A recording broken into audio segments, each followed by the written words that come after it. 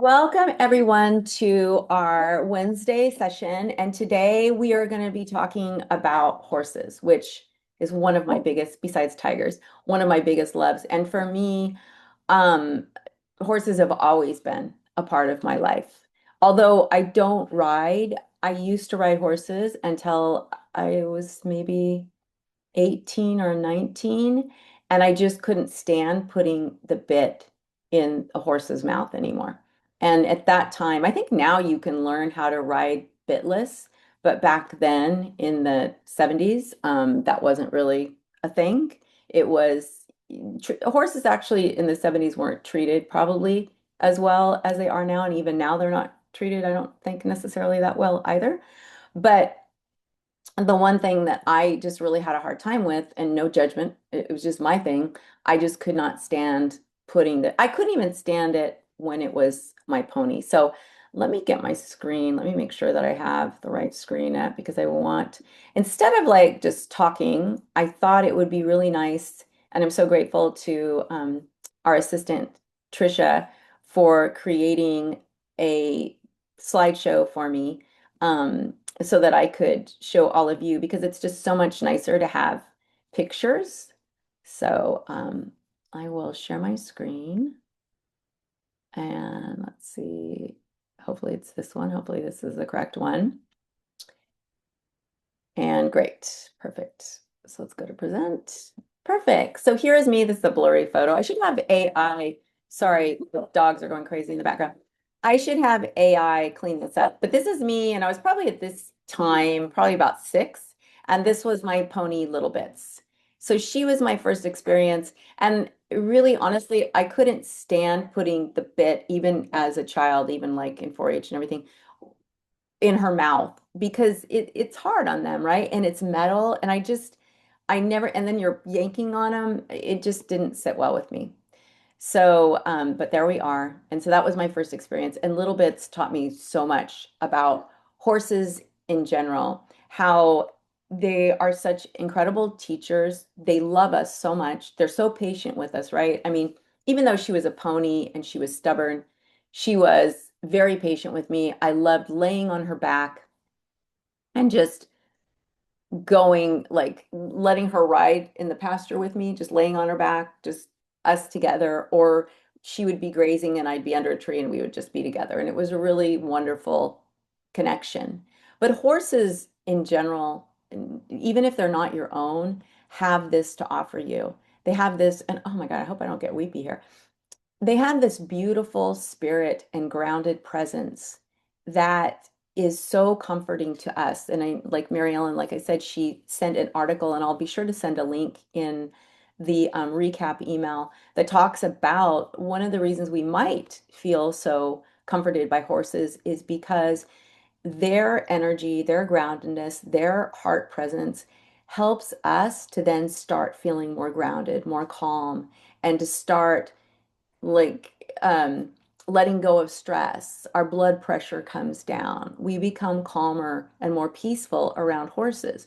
Now, if you're around a, a crazy, scared horse, an anxious horse, it's different. But horses like these are the horses at Remus, horses like this, they're very calm. They have a really good life. They're out in pasture all the time. These are the gypsy horses. So they're kind of like halflings. They're only half the size. This is Willow. She's so beautiful. She's got white in her mane. She just reminded me like of a Native American horse. She was just so pretty. And then this is Mia. And Mia, it was funny when I met Mia, she had the energy of Little Bits. So that was kind of fun. But these are the gypsy horses. They aren't trained, they weren't rideable, but they were just so wonderful in their presence. And I remember one time when we went, we were all like they were in a pasture like this, but they lived way down at the end of the property. This is they came up to eat, but they had a pasture way down at the end of the property. So we went in, it was a class size. It was only probably like 7 people.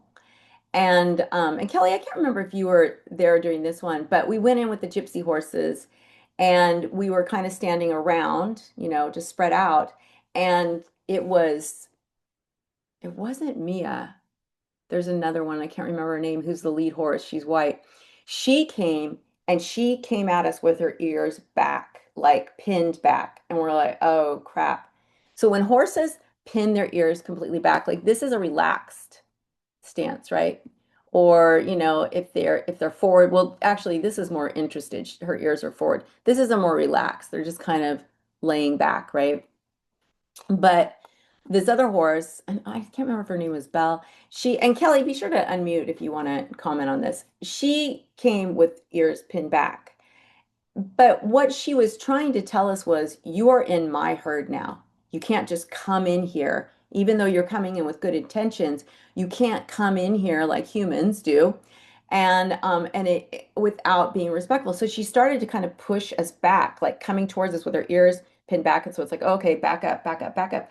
But as we started to back up, her ears started to come forward, right? Wasn't that she didn't want us in the pasture? She didn't want us in the pasture the way we were in the pasture. This was her herd. This was her group. She had to protect them, and we were coming in as visitors. And I think that that's something that's really important to remember, not only with horses, but with animals in general. What is your presence? What is your intention? And of course, we always come with good intentions, right? Good intentions. But what is our energy saying? Are we being respectful that this is their home, their house? You don't want a bunch of people coming into your house and just sitting on your couch and doing whatever, going in your kitchen. And you're like, wait a second. No, no, everybody come here, gather here, and then I'll decide where I'm going to put you, right? And that's really what she did. And as soon as we were spread out in a way, in a way that made her comfortable, she was fine with that.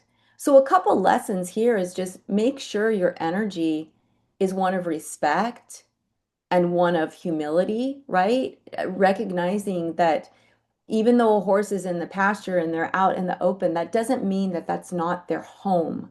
That doesn't mean that that's not their space. So if you go into a pasture, make sure that you hang back, that you stand by the fence. And that's a safety thing too, and we'll talk about that, but never go in to a horse's pasture if you don't know the horses. Never do that. There's no reason for you to. What we offer, and I'll show you some pictures of that, you can do it on the other side of the fence very easily, and it's just as effective. You don't need to be with them. At Remus, we like to go in with them because they're all friendly. But, again, here we thought maybe Belle was going to want us to leave, but no, it was just have some respect, have some humility. This is my home and this is my herd. And once that happened, then we could go into a beautiful meditation, and it was a really great experience. But I just wanted to show you these beautiful horses and just that reminder that even though, here's two of the horses at Zeb's Wish and they're out grazing, even though they're in a field grazing, that doesn't mean that this isn't their space.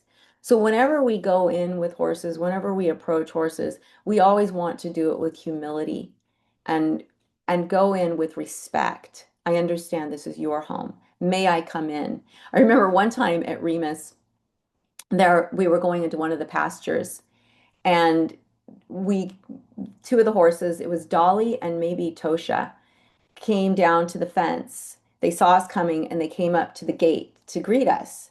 And so we opened up the gate, and Tosha and Dolly were there, and we said hello. And then we started to walk up to where more of the herd was. And these are huge, huge pastures. And Dolly and Tosha came up too. And then we just kind of spread out. We did our little meditation. And then when we were getting ready to leave, when it was done, Dolly and Tosha got together and they walked us back to the fence, to the gate, and then we opened the gate, we went out and we closed it, and they hung their heads over as if to say, bye, thank you. It was the sweetest thing. And it really hit home that, yes, this is their home, right?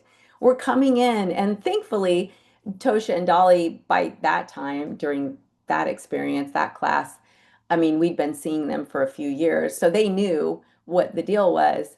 But I just thought it was so beautiful that they, you know, came to the gate to greet us and then came to the gate and said goodbye. So just remember that, you're coming into their house, and having respect and humility goes a long way with horses. Oops, wrong way. Sorry about that. So, when I moved to Silicon Valley and I studied with Kathleen in 2007, I went to Pregnant Mare Rescue to share Reiki. And this was after, I think I had level two. And when we got to Pregnant Mare Rescue, this is an earlier photo of Angel. So this is Angel, and there's four of them. There are four babies. Angel was on a feed lot with her baby. I can't remember which one. I think it was one of the lighter ones. I think it was this one with one of her babies or her only baby. And there were these other three little colts. They're little, it's escaping me, these young horses. And what normal horses in a herd, they don't take care of other horses' babies. They take care of their own. They're not known to go in and protect other babies. But Angel was on a feedlot with her baby, and there was these three, I think they were a Native American horse out of Nevada. And there were these three orphaned babies by themselves. And Angel went over and she cornered all four of the babies together. And she stood between them, her and the babies, and danger. And she wouldn't let anyone near them. So anytime anyone came from the auction to grab them, she would freak out. And so luckily, this all happened fairly quickly. Lynn, who owns Pregnant Mare Rescue, heard about this and she ended up adopting all of them. So this is Angel with the four little babies.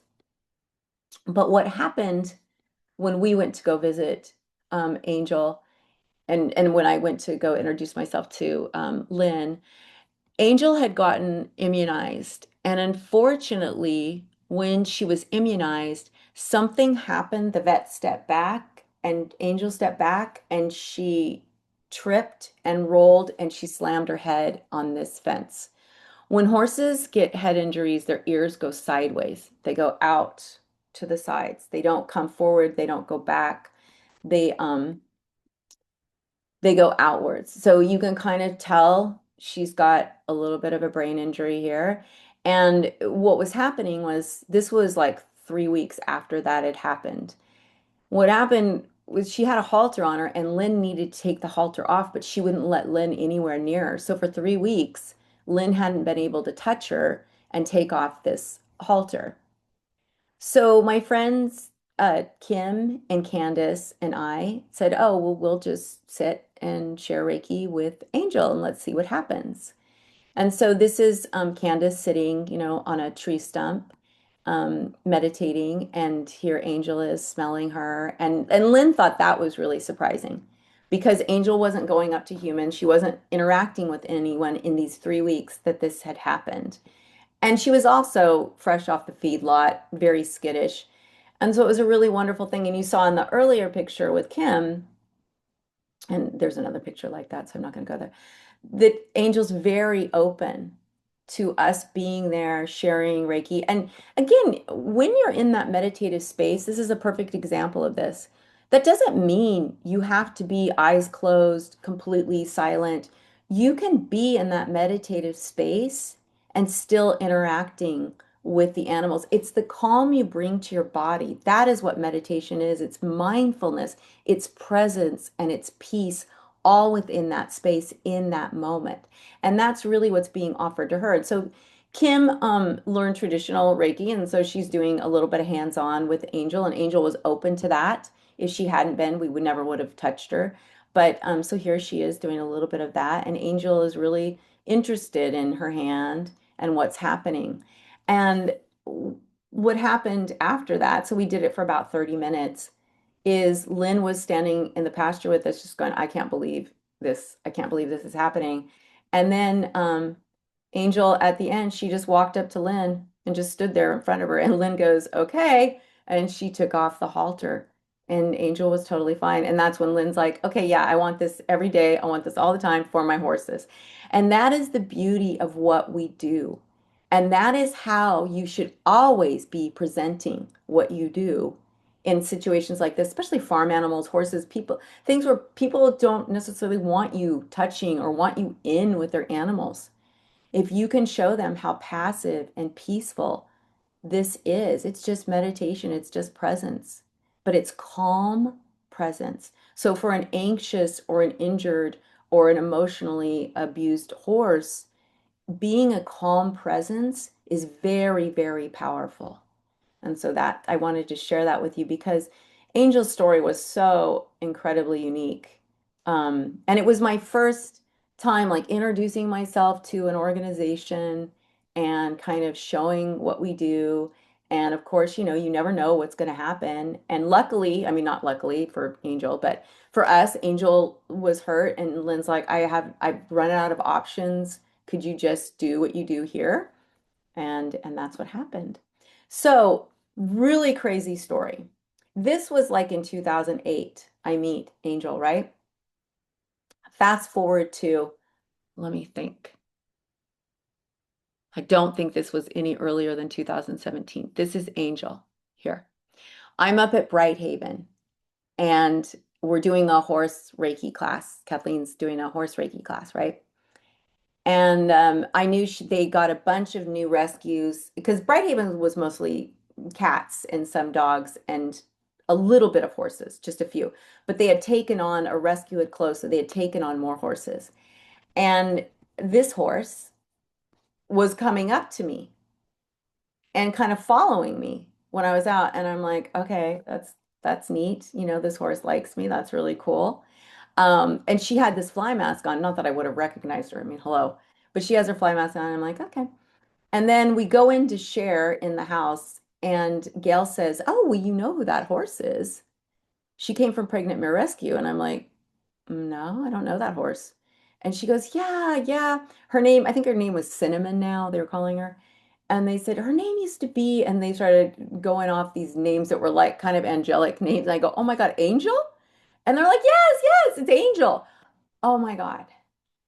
I couldn't, I couldn't even believe that she remembered me.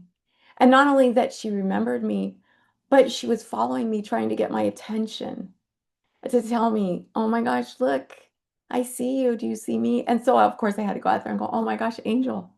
Oh my gosh, I cannot even believe it. Which is really funny because horses, this has happened a couple times. When you're really excited, they're kind of like, yeah, yeah, it's fine. I just want to give you say, hey, here I am, and of course I'm way more excited.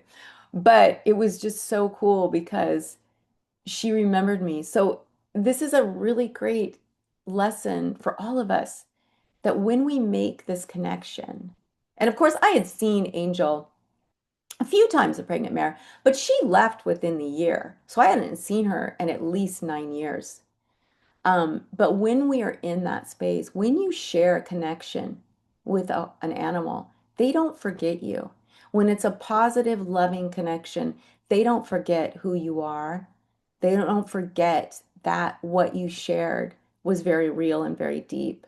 So I wanted to share that story with all of you. And I didn't even expect to today because I wasn't thinking about the story, but Trisha pulled these pictures and I went, oh my gosh, I have to share this story of Angel because she's such a unique and wonderful and powerful horse to protect, the orphan babies in the feedlot, to, be so open to the Reiki energy.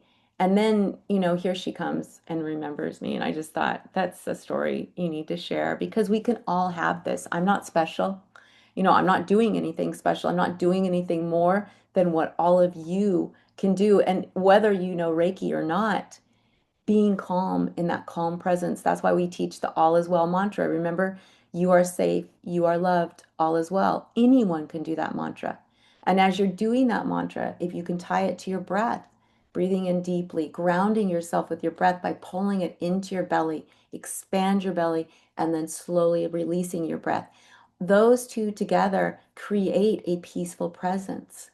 And that is where that connection lies. That's why tons of people who don't know Reiki can have deep experiences with animals because it's not about doing hands-on or doing symbols or having a special power. It's about being present and being mindful and being open to this. So I have to give kudos, or not kudos, I have to give a shout out to Whiskey. So Whiskey's passed. He passed at, I think, like 32. He was such a beautiful horse. Oh my God. And he was like the patriarch of pregnant mare rescue. And this is another lesson that we need to remember. Animals listen to us. They listen to what we're saying. And yes, they don't speak words. We don't know how they're comprehending it, right? If you're an animal communicator, you know that they understand us and they're communicating with us. So with whiskey, on one of my classes that I had taught, it was a level one. And the students could go in with the horses because it was what time? I don't want to go too late here on these stories. Oh, no, it's already too late. But anyway, Whiskey was in a stall, like a big stall area. And I sent a student in with her, and she didn't have a lot of horse experience. So I said, one thing you never want to do is you never want to turn your back on a horse. So, stand to the side. If you get close to him or if you go behind him, stay close to his butt, whatever. So I gave her those instructions and I told her, you never want to turn your back because a horse could bite you and that's really dangerous and that could be hurt, blah, blah, blah. Right. So we come out, do the session, and then we come out together and the woman is like, her face is kind of wide, her eyes are wide, her face is kind of blanched, and I'm like, what happened? Oh my God. And and Whiskey's a very sturdy, trustworthy horse. And she said, he bit me. And I'm like, oh my God. And meanwhile, as I'm talking to her, we're up against the fence, and here comes Whiskey. And he's trying to kiss her head, but she won't. She's scared of him now, right? And so she's trying to like get away from him. And I'm like, what did he do? And she's like, well, he like pinched her with his teeth, like, not bitter, but just pinched her and got her attention. And I said, did you turn your back on him? And she said, yeah.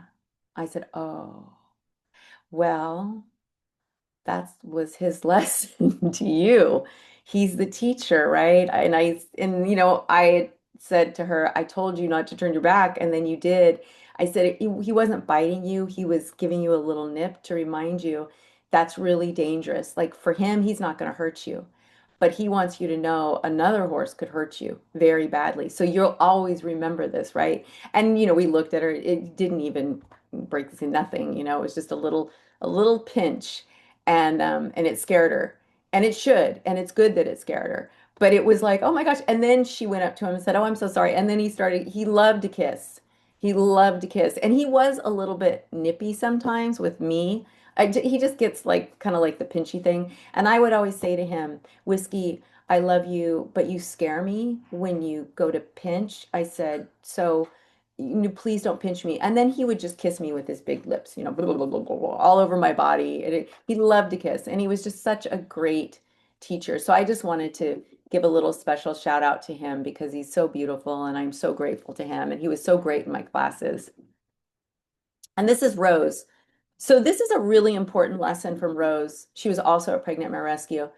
So Rose was a Mexican pony, is what they call her. So she was larger than a pony, but not as big as a horse, a regular horse. And she, in Mexico, sometimes they would correct horses by hitting them in the head with a board. And they believe that she was hit in the head one too many times and she has brain damage. And so Rose was very, very slow. She plodded very, very slowly. The other horses were usually pretty impatient with Rose. So like when they would eat, they would push her to the side and you'd always think, "Oh my gosh, Rose." But Rose was actually overweight. I mean, so she was getting her food. She had ways of getting food. There was because I said that to Lynn one time. I'm like, "Oh my gosh, look at the other." She goes, "Leah, look at her.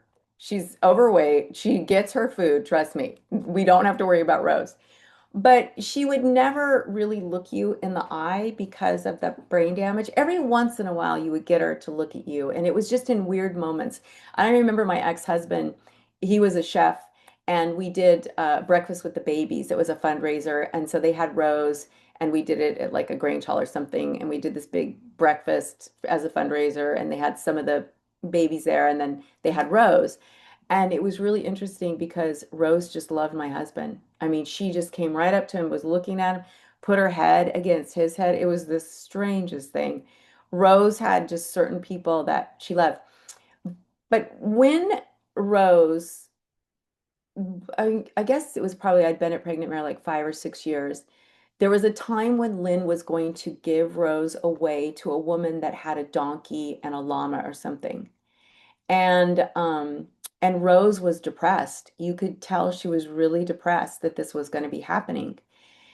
And I remember saying to the class, it was a level one, and I remember saying to the class, look, this is going to happen for Rose, but we need to remind Rose of how much she has been appreciated at Pregnant Mare. So what Rose would do, because Rose is so passive and so gentle, they would put all the orphaned new babies in with Rose to get used to the property. So whenever Lynn had an orphan baby, they'd go right into a stall with Rose, and Rose would mother them, and they'd get their confidence, and then they go back out. So Rose had a really important job. So what I told my students to say to her is, Rose, thank you so much for everything you've given to Pregnant Mare. Thank you so much for all that you've done for the babies. We love you, Rose. We love you so much. We love, just showering her with love, right? And I would tell them, you don't have to have a script. Just tell her how much you love her. If you love her color, if you love her face, just shower her with love. Love and appreciation and gratitude to her for being here and being such an amazing teacher. So again, Rose just plodded. She never ran, she never trotted, nothing. She would plod and plod extremely slowly, just barely walking, right? So at the end of that class, oh gosh darn it, where's that? There it is. At the end of the class, Rose started running. And Lynn took these pictures. She's like, I've never seen Rose run, and I've had her for 10 years. Rose was running with excitement. She was playing with the other horses. That is the power of love. That is the power of what we have to offer. Again, you don't have to know Reiki because here's a level one class, right? They're just learning the meditations. They're not skilled in this yet, but what they did have an abundance of was love and the belief that their love could help support Rose. And that's really all you need. And you can see, I mean, she's looking bright-eyed. She's like up. It was like she was a different horse. She never did it again. But in that moment, she felt loved. And thankfully, Lynn didn't end up sending her away. And that could have been the Reiki too, right? She is not at Pregnant Mare anymore in Santa Cruz. She's up at a different horse rescue up in Petaluma. And in 2023, I went up and I saw her, and it was really nice. And she's healthy and she looked beautiful and she looked different. She looked more, I don't know, secure. But I did want to share this other picture. This is Rose again with Nita, and Nita was deathly afraid of horses, but she was really curious and wanted to come out. And so another friend of ours, and I'll show you a picture of her, brought her out to Pregnant Mare. And here's Rose just giving her some love and letting her be comfortable with touching a horse and smelling a horse. And she was so excited. It's horses bring so much joy to us, and here's more horses at Pregnant Mare. They used to love to lay down, and that shows a very relaxed and secure position. This is Las Vegas Dancer. She was an ex-racehorse who was on a feedlot. It was funny because most of the horses that came to Pregnant Mare were rescues. They weren't, or if they were race horses, they weren't horses that had won money. She had won about a $500,000 in her lifetime, and she knew it, and she had an attitude. And when we were doing Reiki one time, the students were standing like outside, like the fence here, and the horses who knew, what was happening because of the classes, they were lined up. There was like six of them lined up out here. And she was over here just, prancing and doing her thing. And I'm not going to have anything to do with this. And she saw all the horses start to relax. And she was pregnant at this time. She saw all the horses start to relax, and she was like, oh, so she goes to the first horse and she pushes it out of the way, and she stands in front of the person. And she went down the whole line of people pushing the horses out of the way so that she could get what they were getting. And then she got to the end, and then she's like, okay. But she was so funny. And luckily, these two both went into rescue, and they're healthy and doing fine. So here's Nita again, and this was Patriot. This is a baby. And So I wanted to show you, yeah, such good. And there's Rose, Anita again. So these are all just, oh, that's Leo. Leo's a huge horse. He doesn't look big, but he's massive. And he's with my friend Lindsay, just getting in that space. So this was at another rescue, and I wanted to bring this one up because this is how I got into a very, very private rescue. This man had only 6 horses. This was his first horse, Destiny. Very protective about his horses, very protective about his location. My friend Candace was friends with Shelby, this woman right here. And when I started talking to Shelby about what we do, Shelby's like, oh, I want to get you out there. So this is, I've told you this story before, but unfortunately, Will's not here. But Will was an ex-racehorse that was cribbing. And they're all like, you can see these little just strings here. Um, this is an electric fence, but it's never turned on. And most of this doesn't have any fencing. Like right here, there's no fencing. It's just this ribbon. It's just kind of to mark boundaries for the horses, not really to keep them in. So Will was like over in one of these, and I came over, and it was the first time I had met Sam. And I kind of explained what we do is we just sit and we meditate, and then our energy goes out and it's calm, and it usually helps the animal to find peace if they're having, emotional issues. And so he goes, okay. And so I sat down outside of Will's enclosure, and he said, "Don't you want to go in with Will?" And I said, "No, no, I'll just sit and meditate." And in the process of me meditating, Will stopped cribbing. He got really relaxed. He hung his head. He started yawning, sticking his tongue out. And Sam was like, okay, I need to know what you're doing. I need to know what's going on because I want to know what this is. And I want to do this too with my horses. So I ended up teaching them um, level 1 and 2, and this is in part of the class, but you can see how the reason I want to show you this photo also is because you can see how connected the horses get when you go inward and become peaceful. That energy is very attractive and they want to be a part of it. And Destiny, as the lead horse, she was always the one that they let go first on everything. I can't remember this horse's name. It was another really sweet horse. So when you're in with horses or when you're outside the fence, just remember that it's not about beaming or putting out anything. It's really about going inward. The more you go inward, the more peace you can bring to your inner body, to your core, the more peaceful energy that goes out. And so it kind of is counterintuitive. If I go inward, it doesn't seem like anything's going to go outward, but actually, the more you go inward, the more it goes outward. And I want to open it up because I know all of you, and this is just another class and another example of how, like, we're just talking. We're not even doing a meditation. We're just having a conversation. And this is, I think this is Bodhi. Don't think that's Star. I think this is Bodhi that because they all look alike. They're all black with black manes. So just hanging out and smelling us and not just wanting to be a part of it, not like interrupting the class, which I always think is really interesting. They don't like march through the chairs or try to disrupt what's going on. They just support what's happening because they understand they're the teachers too. They understand that they're here to teach you a lesson. And so here is a really powerful thing that you can do. And I know I've talked about this many times, but I want you guys to see this. One of the things that I teach in all of my classes, whether it's level 1, level 2, level 3, one of the very first things we do is we color. We just, because in the manuals, there's Zentangles that you can color with. But just taking, you could take knitting, you could take reading, something that's going to occupy your mind and your time, but bring peace to your body. So I always do coloring. I go to the dollar store and buy those, colored pencils. I give those to the students and I say, just find something and start coloring and allow yourself to focus on the coloring. You're not doing Reiki. We're not sending anything. We don't have any intention other than to color. And this is what happens. You can see the horses because our energy becomes calm. We become present, right? When you're coloring, you have to be present.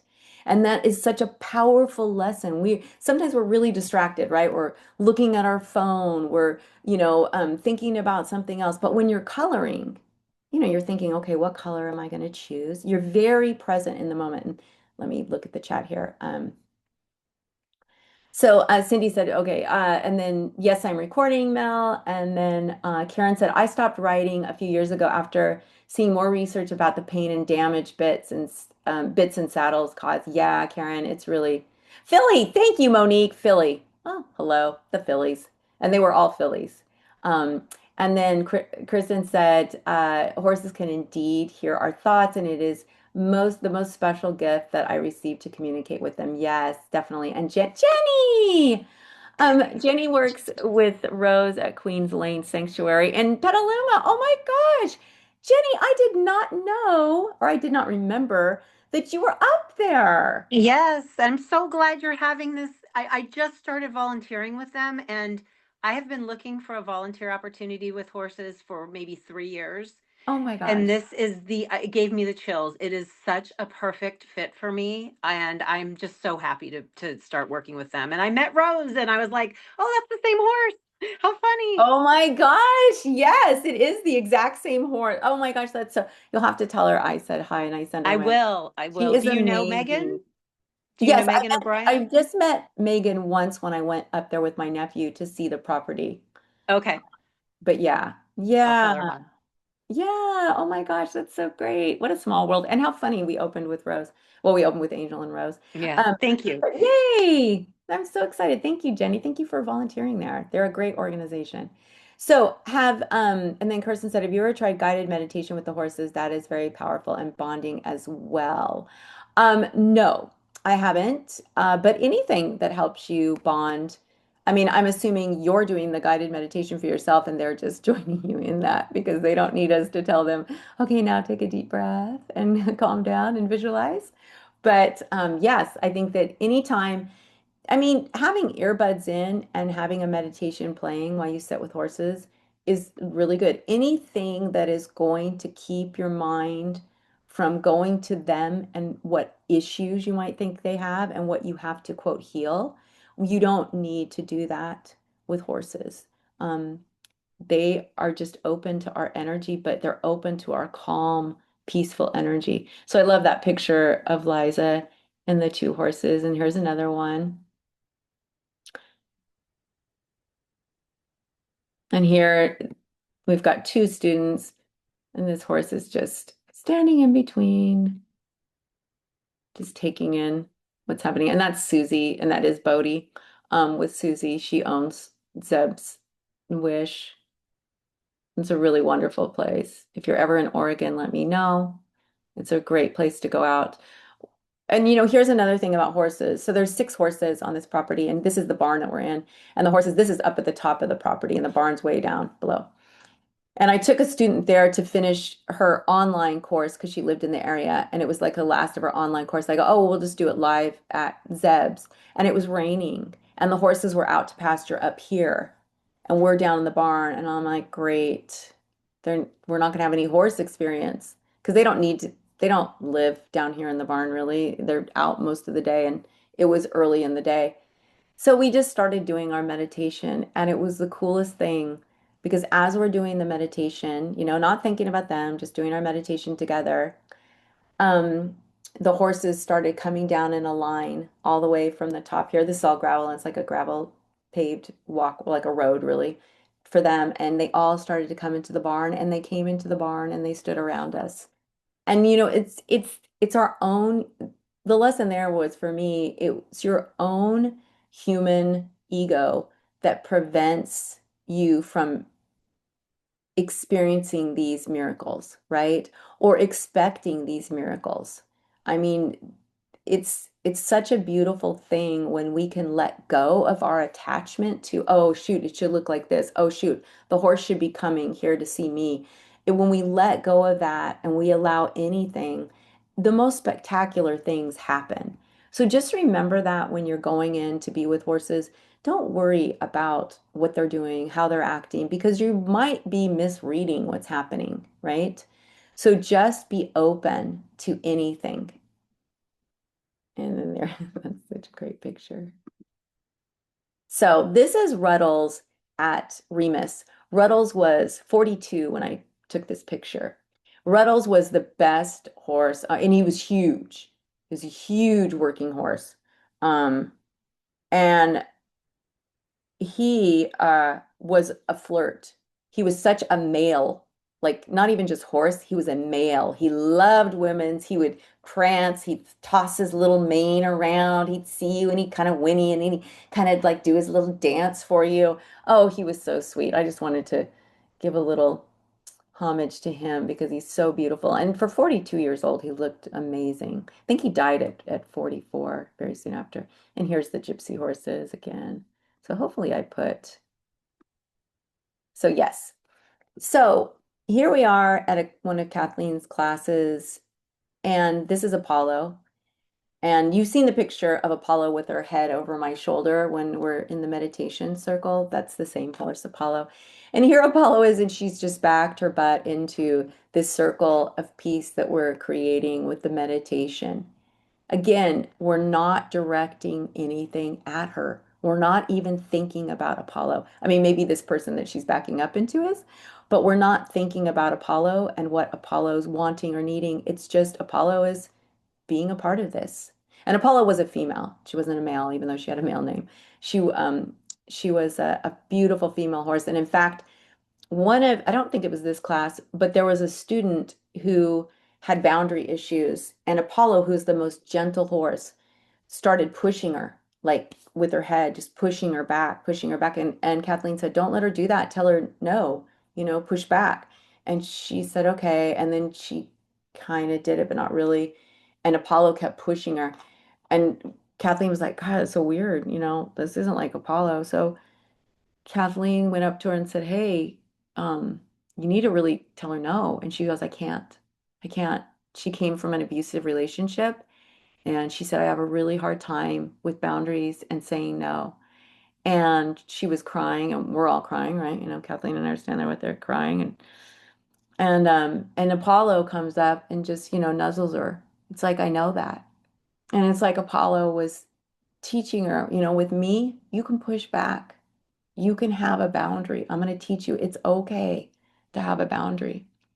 And she let her, so she's like a week it said, just try it, just try pushing. Okay. And Apollo's like, of course. So, we think that we are there to offer these horses something, right? Oh, okay, well, I'm going to come and I'm going to do Reiki. I'm going to create this space for you because you're stressed out and that's not how it is. It's sharing of space. It's a partnership, it's a connection, and in fact, it's an elevation. When we can let go of what's going on with us, with our ego, and with blah, blah, blah, blah, blah, blah, blah, blah, and we can be open to what they're teaching us, they elevate us. When you're out with horses, and you're meditating, it's amazing the energy you feel. You feel lifted, you feel lighter, you feel you go to a different place. And horses and dogs and cats are great, and it's a different experience with them. With horses, because they're so big and so powerful, and they really could hurt you when they choose to be gentle and soft with us and connect with us, it's such an incredible honor. And it's such a huge lesson for us, especially women. We don't have to be shrill or aggressive in order to be powerful. We can be kind, we can be passive, we can have that inner strength that helps us and helps others. So I wanted to share that. And then I know we're getting time is it? Oh God, you guys, I can't even believe I barely got. I'm gonna stop this for right now because I think you guys get the gist. And I wanna just go through and look really okay. And then oh, okay. So Kirsten's guided meditation is a guided meditation that you play loudly, and it was a meditation tape by a holistic horse therapist to bond with new horses. Oh, that's beautiful. Yeah, you just want to be just very cognizant of what the animals are doing when you're playing anything out loud, just making sure no one's backing away, because again, it's their home, remember? And then cleaning stalls is very meditative, like coloring. Oh my gosh, yes, Karen. Thank you so much for saying that. Yes, I love cleaning stalls. Oh my God, it's my jam. I love it. I love that smell. And then Monique said, I had osteopathic treatment and horses were assisting the osteopath. Oh my gosh, Monique, you should unmute and share that. Yeah, so it was really neat because I just started having osteopathic treatment from this lady, and I ended up seeing her name come out on Facebook because one of my friends has a beautiful horse facility, and we haven't had horses here for about 2.5 years now. So, anyways, I don't want to get into that part because I'm Oh, still sensitive about yeah, not having them. sorry. But Yeah. anyways, so I went there to have osteopath, and this was so amazing because the horse came up to me and she just met me at my heart, and she was just Oh my filling my gosh. heart. It was just amazing. So anyways, after the osteopath explained the process and all that stuff, and she started the treatment, there were two horses that one was supporting me at my crown and the other one was supporting me at my feet. And it was really neat because one of the things she shared is that when there was something that I needed to release, that they would stomp on the ground. And that's what they were doing. They were taking their hooves and just Yeah. stomping on the ground and releasing whatever didn't serve me anymore. And it was just Yeah. amazing. Yeah, yeah. I So yeah, love that because that's something to remember, right? Animals will shake things off. They'll stomp to get any yeah. trauma out of their bodies. Cats, dogs, just shaking, yawning, anything that's going to cause that release. That is so amazing that you got to experience that, Monique. Oh my gosh. That is so cool. Thank you so much for sharing that. I'm so glad you're here. So good to see you. I've known Monique forever. Absolutely forever. So, I'm not sure if anyone else wants to unmute. I know we're coming to time and I want to do a short meditation for all of us. But if you want to share, I don't know, Kelly, if you want to share.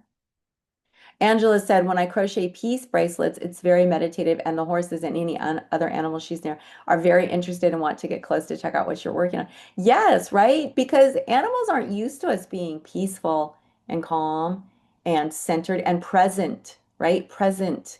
That's the big thing. You've got to be present. So that's beautiful. Thank you so much for sharing that. And then Kirsten said, I had a few family constellation with horses, and it was better than consultations with horses, and it was better than with a psychologist. Yeah, exactly. Because animals also help us to open our hearts where humans can't, right? And so, Kelly, I think you unmuted, maybe. Yeah. Yeah, I just have a quick story.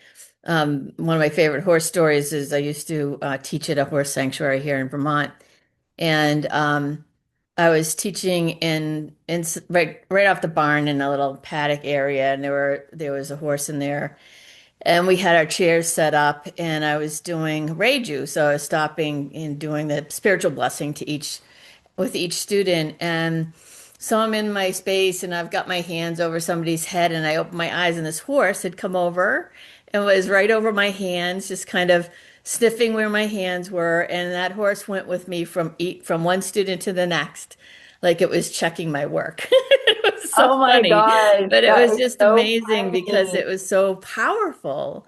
The energy was so powerful, but to just have that that horse working with me or showing me how it's done, right? To really be in the moment with the students like that was really amazing. But Oh yes, and I my gosh. also Yeah. agree, mucking stalls is very meditative. I get Oh to my work gosh. with a horse here now, horse sitting, and that's one of my favorite. I spend more time than I need to there because I just enjoy being with around the horse and with the It's the whole smell. situation. It's the smell, I think, of that just really, yeah, Monique's nodding. Yeah, that Yeah. just brings that inner peace. There's something about it. And when you're mucking, I don't know, it's just the physicalness of it and the Hmm. smell and the presence. I don't It's know. moving meditation. Yes, yeah. Hmm. Even when you're yeah, Monique, yeah, please. Yeah, I just want to share. I think that one of the reasons why you're talking about the smell is that shavings are made out of cedar. So Yeah. Mm, cedar are very grounding. And that's why I mm. think, it brings us there and it brings us in that space, right? So, yeah.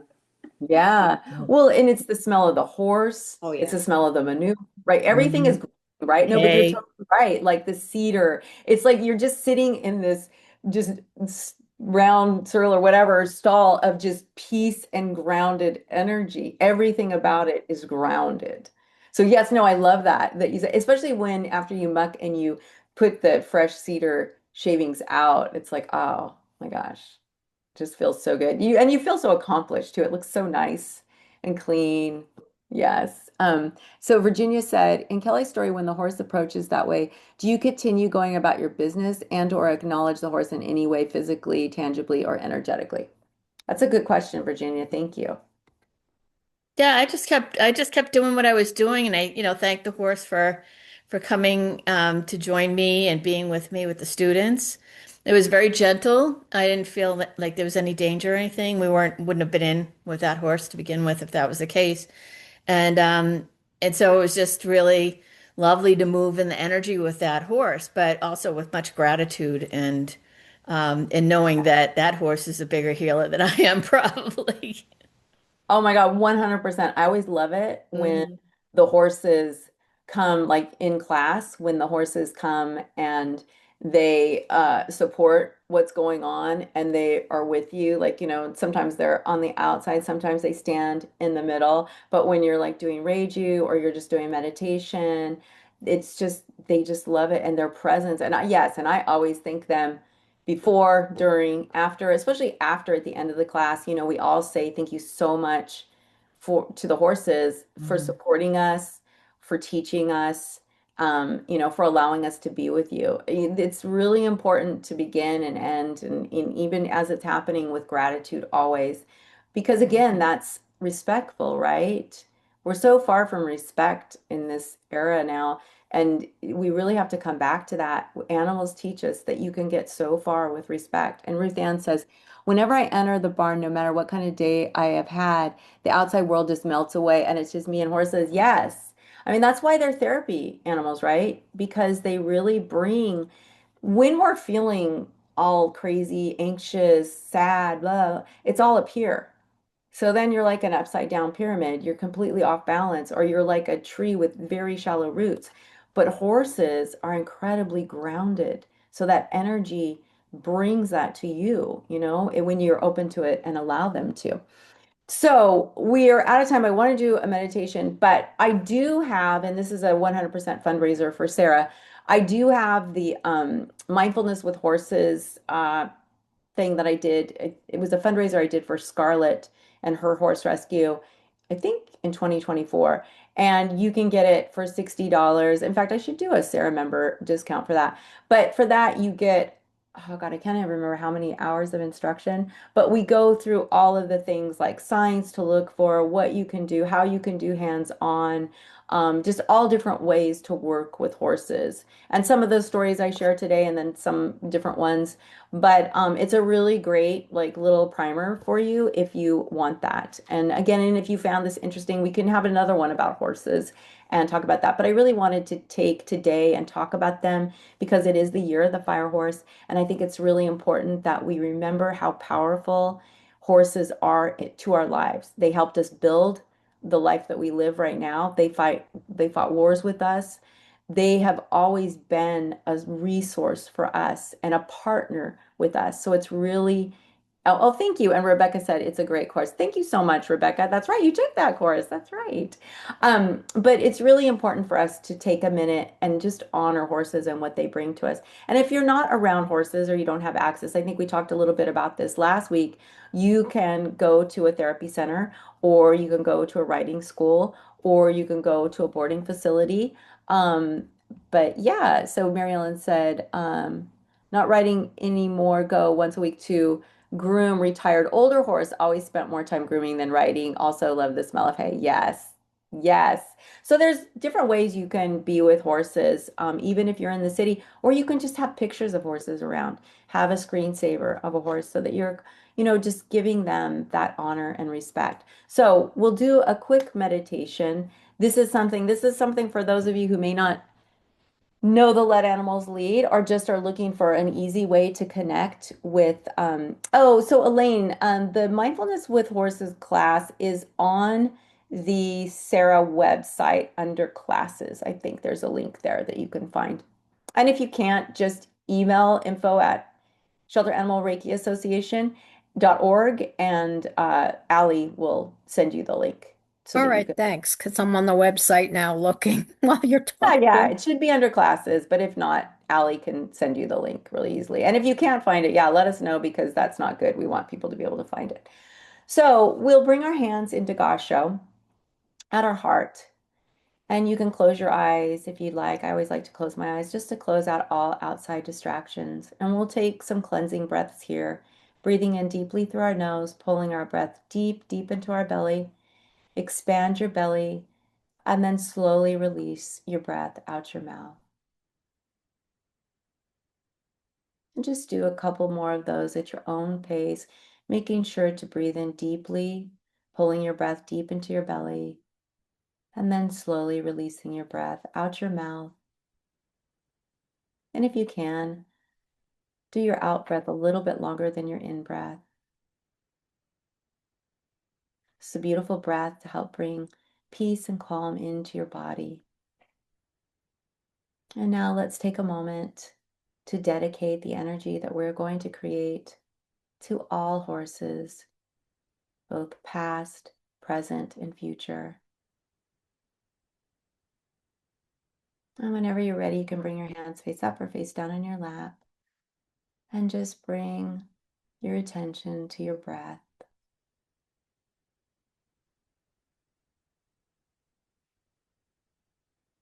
And what I like to do is just breathe in softly through my nose, always pulling my breath into my belly, and then slowly releasing my breath out my mouth if I'm feeling a little anxious or out my nose. But just being really mindful of my breath. So as you breathe in and out, make that connection to how it feels coming in through your nose, how it feels to expand your belly, and maybe feel the tension and stress leaving your body with your out breath.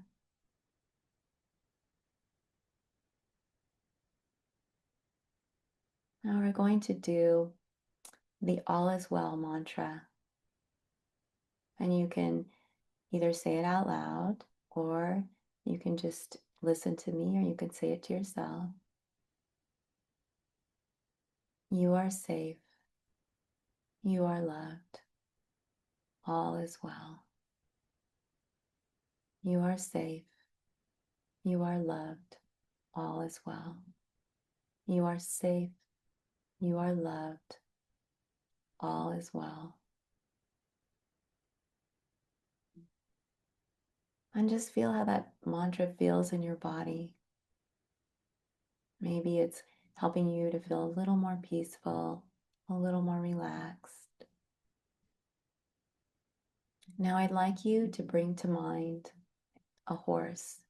Maybe it's a horse from your past, from your present, or maybe it's a horse you don't even know. You can just envision a horse.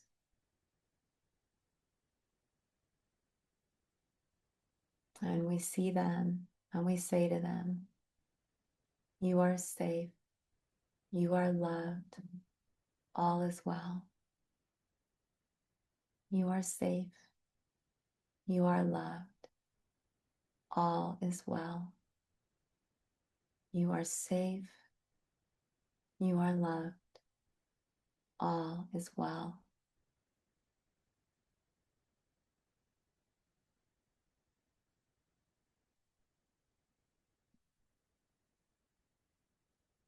And just allow yourself to connect with the horse. Maybe the horse comes up close to you. Maybe the horse stays and just grazes, but just feel that deep connection with your horse. Feel their beautiful grounded energy. Maybe you hear their breath as they breathe in and out, or maybe they snort.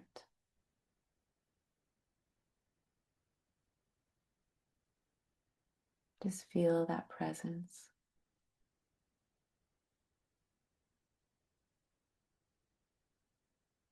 And allow yourself to be filled with love and gratitude for the horse or horses.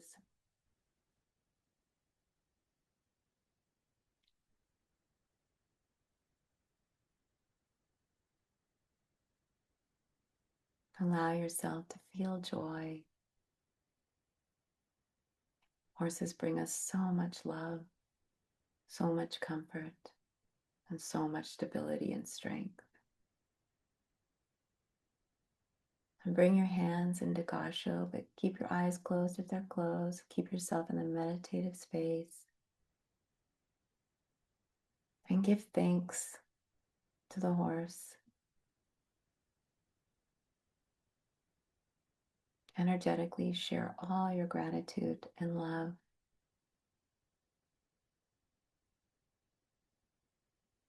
Thank them for coming to us in this beautiful space.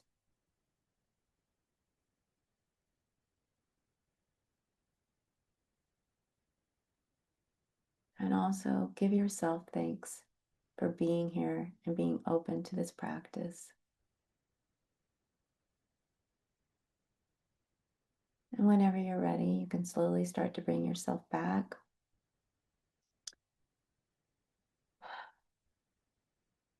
And, I'm not sure if you noticed, one of the things I love about the All is Well mantra is when we first say it, we might be, thank you, Cindy, we might be not necessarily feeling it exactly.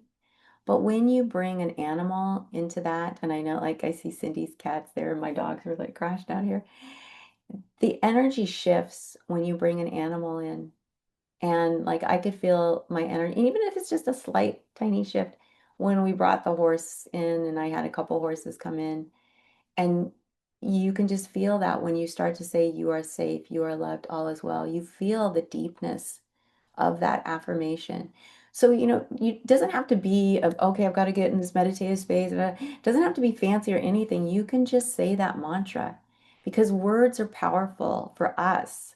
And the words have energy, right? Kodadama. And so when we're talking, it brings that energy.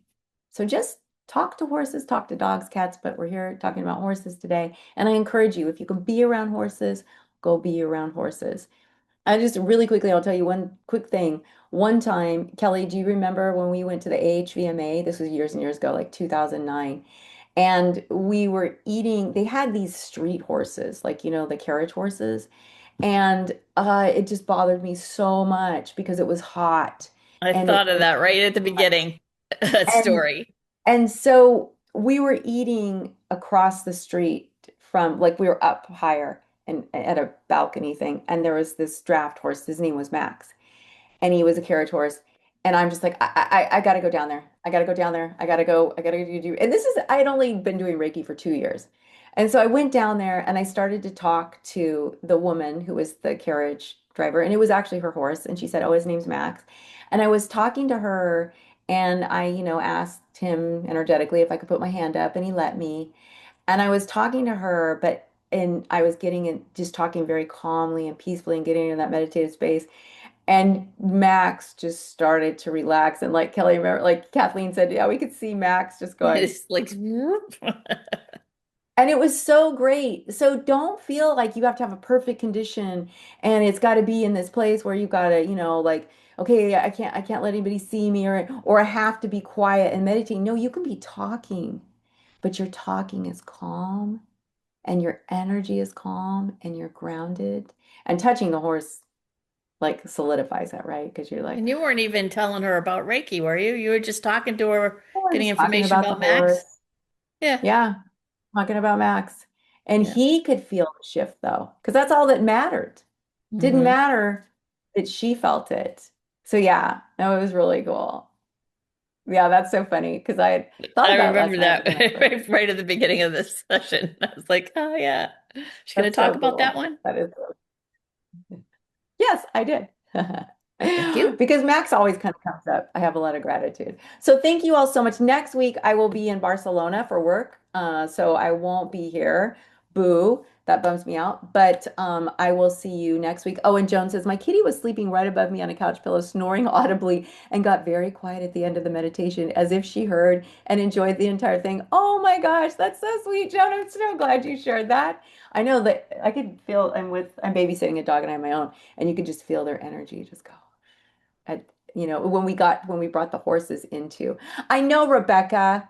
I know. I thought about you. I'm so because Rebecca is in Gibraltar, and I thought about Rebecca.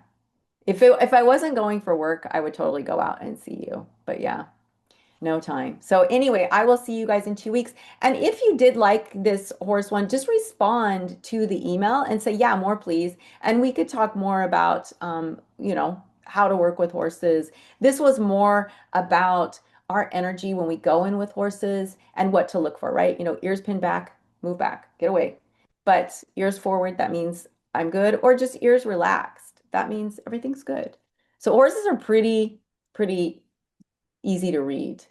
And just because they're eating doesn't mean they're not absorbing the energy. Just remember that, okay? So anyway, I will see you guys in a couple weeks. Thank you all so much for being patient with me, and I will talk to you soon. Mwah. Love you Thanks, all. Thank you Leah. so Thanks, much. Thank you, everybody. Kelly. Thank Thank you, Leah. thank you. Thank you so much. Thanks, Joan.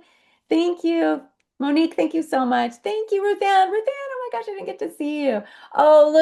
Beth has her little, let me pin this really fast, Beth. Um, Oh my gosh, look at Beth. Oh, I love that. You got to paint. Oh, thank you so much for sharing that, Beth. I love that. That's beautiful. Oh, love it. Oh, yeah, Joy. Yeah. Well, oh, you're on mute. Oh, your hand was up. So I thought, oh, nope. Okay. All right, everyone. Thank you so much. Bye. See you guys later. Bye bye. Thank you.